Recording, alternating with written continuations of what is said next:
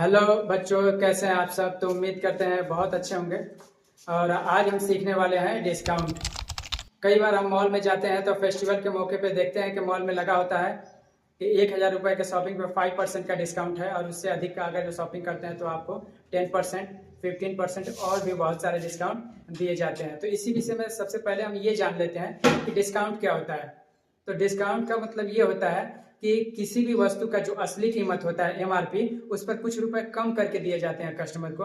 तो वही जो कम किया गया रुपया होता है वो डिस्काउंट कहलाता है। तो मान लीजिए कि हमने यहाँ शॉपिंग किया था 2,000 रुपये का, किसी मॉल में हमने गया, यानी हम किसी मॉल में गए और वहां पे मुझे 5% का डिस्काउंट मिला था। तो अब हमें ये पता लगाना है कि 5% डिस्काउंट मिलने के बाद से मुझे कुल कितना रुपए दुकानदार को पेमेंट करना है।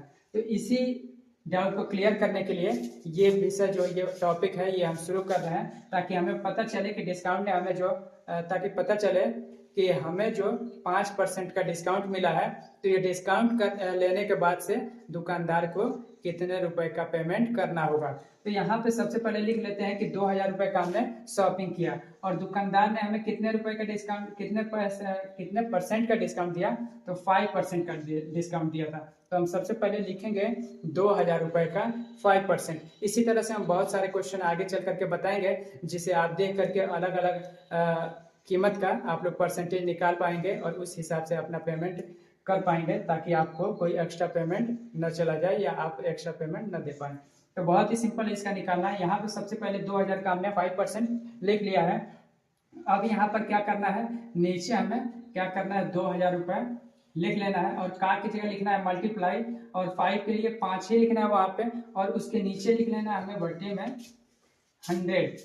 5% के बाद 100 लिखा जाता है। तो यहाँ पे क्या करना होगा, 2 जीरो से 2 जीरो हमें कट कर देना है। उसके बाद से क्या करना है, यहाँ पे बच गया है 20 और यहाँ पे बचा है 5।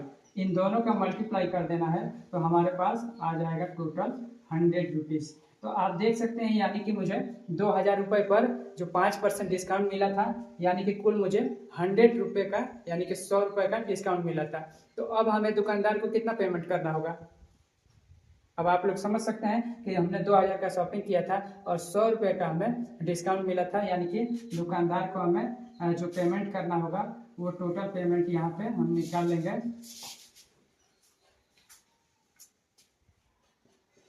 दो 2,000 में से जो डिस्काउंट मिला है 100 रुपये का, उसको माइनस कर देंगे, यानी कि दुकानदार को हमें 1,900 रुपये यानी 1,900 रुपये का पेमेंट करना होगा।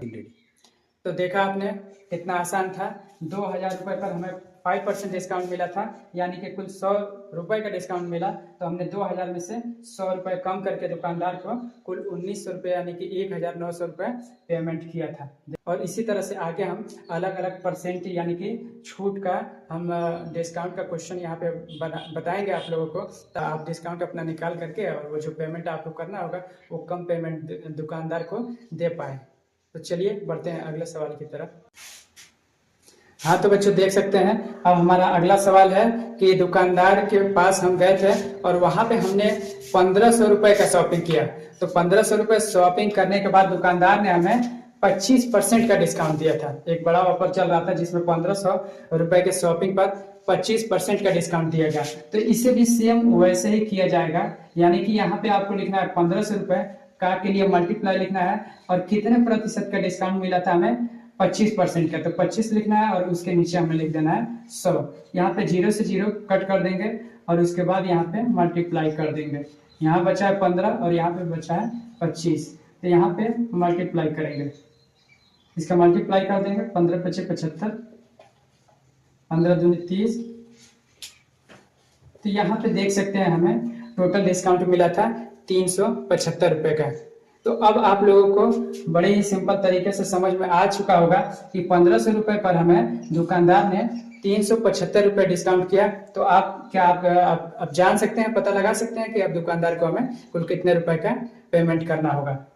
तो बच्चों अब टोटल पेमेंट हमें कितना निकालना होगा, दुकानदार को जो टोटल पे करना होगा हमें 1,500 रुपये में से 375 रुपये कम कर देंगे। तो कम करने के बाद हमारा यहाँ पे टोटल हो जाएगा 1,125 रुपए। यानी कि अब दुकानदार को हमें कुल 1125 रुपये का हमें पेमेंट करना होगा। यानी कि हमने शॉपिंग किया 1500 रुपये का और हमें देना होगा दुकानदार को सिर्फ 1125 रुपये का।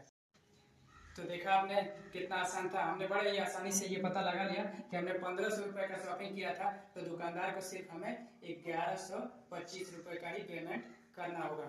तो इसी तरह के और बहुत सारे सवाल के साथ मिलते हैं अगले वीडियो में। तब तक के लिए जय हिंद।